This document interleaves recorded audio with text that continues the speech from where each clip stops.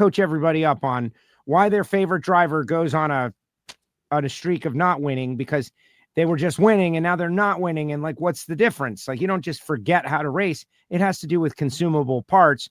And maybe this is something that's above the head of the average fan, but I think it's important for people to understand.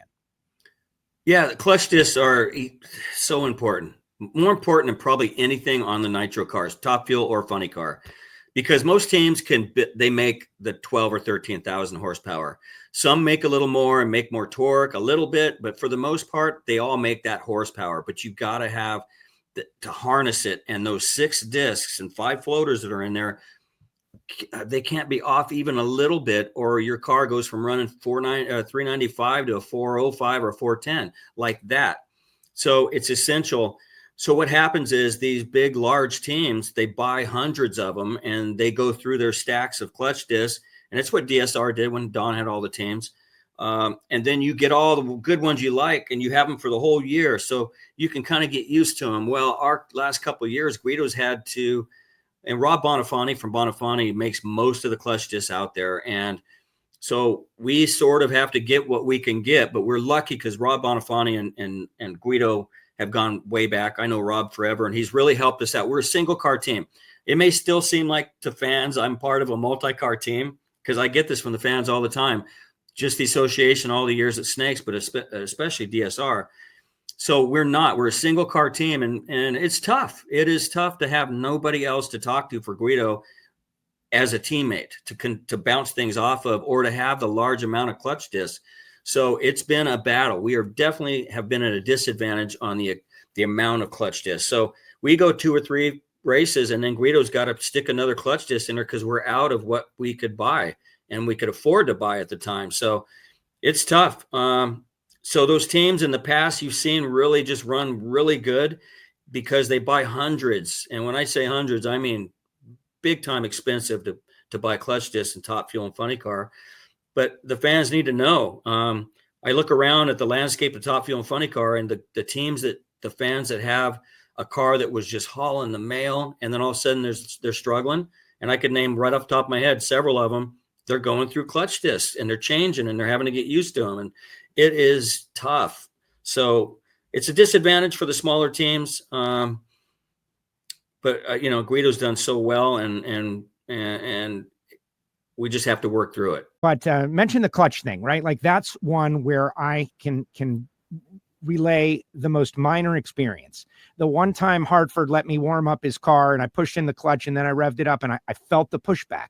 Yeah. And I was like, how the heck does anybody cut a light? Now we've said, and Alan used to say King Kong couldn't hold the clutch down once the rev limiter goes away. And we saw a lot of rev limiters go away on the starting line for whatever reason, but try to explain that to the people out there, the clutch pushing back, because not a little pushback. It's a lot. That's something that's really hard to explain to even the new drivers, let alone the people sitting in the grandstand.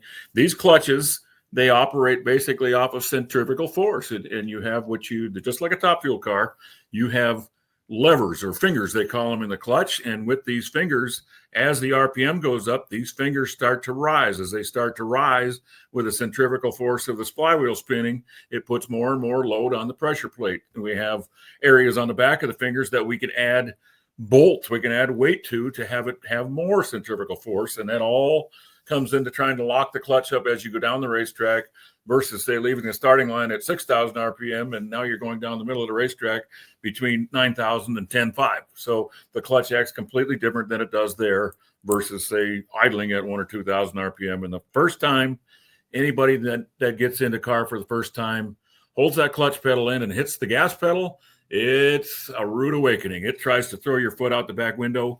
It's so much force on your leg because of that centrifugal force of the fingers trying to stand up. And that is hard to teach.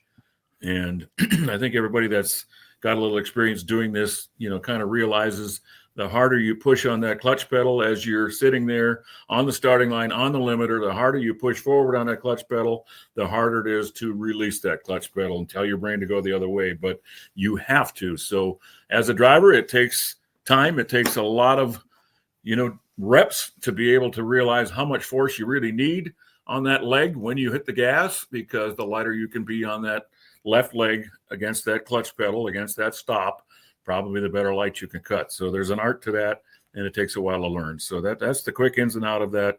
Completely different from idle than the clutch is when you rev it up. But you got the job done. But the pedal job, later on in the show, they kind of go in and zoom in on the quick pedal and then what I would say, gentle reapply of the throttle. You were half throttle, 3/4 throttle, and got it. That's got to be so challenging to do that, given you have what is it, 1 inch of throw on the throttle pedal? Well, it's the throttle pedal moves about 3.5, 4 inches at the end.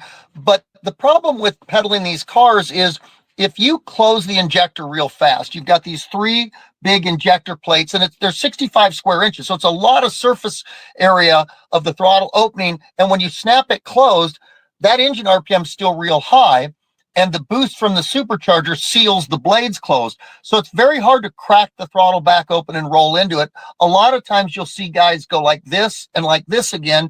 And sometimes the announcers will mistakenly say, oh, they got back on it and felt it spin, and they lifted again and then got back on it. No, we're trying to roll into it smoothly, and it's way tougher than it sounds. I thought I took too long to catch the car on that run. When I look at the replay there, it looks a lot better than it felt to me in the car. And it's probably because things started shaking pretty violently in the car, because that track was just so good all weekend. And Joe, normally we don't get 1 session per race with what I would call like Disneyland track conditions. With Pomona, really 6 and arguably 8 of the runs were just fantastic track conditions, and it really threw a lot of the crew chiefs for a loop. And I think that showed with how many upsets there were.